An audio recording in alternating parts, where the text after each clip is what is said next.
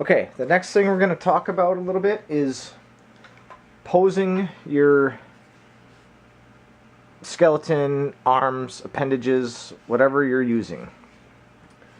For these, the arms already have a good bend in the elbow, but the hand was just held together with the screw, and it was very flexible.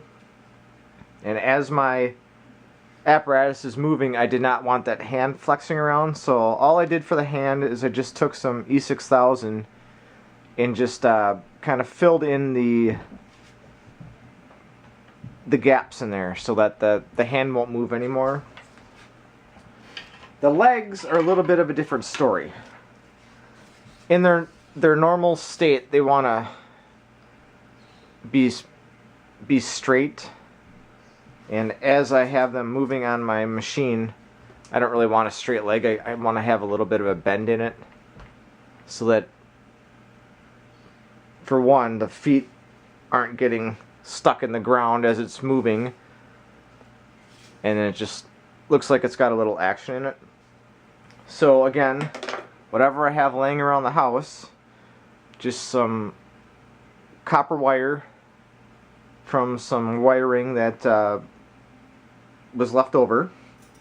So what I'm going to do is put holes in each leg, and then I'll run the wire through and fasten it in such that there's a little bit of a bend in the leg. Basically, it's enough to hold it so that as I do the corpsifying, which will add a little more strength, it's enough to kind of help it get into that process and through that process, maintaining some sort of a shape. So I've already put a hole in one side. I'm going to go ahead and put a hole in the other. You don't have to go very high.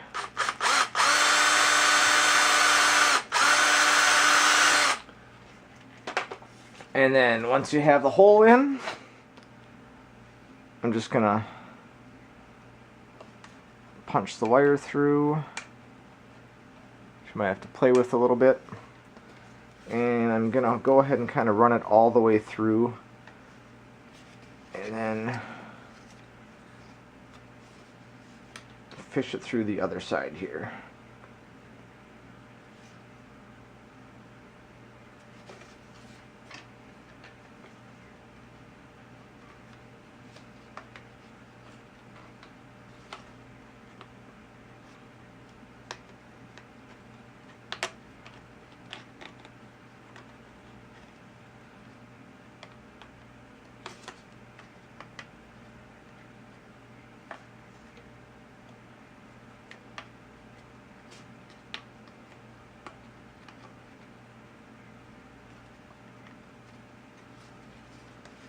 Alright, so I got it through. I'm going to kind of push enough through.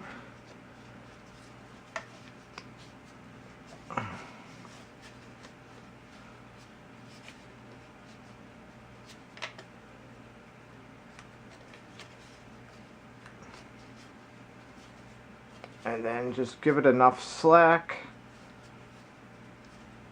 so that it holds some shape.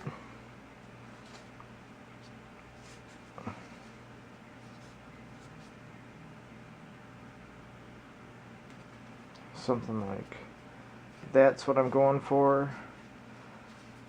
So I'll just bend that wire around, and then that'll be enough to hold it in place with a little bit of a bend until I get the corpsifying on.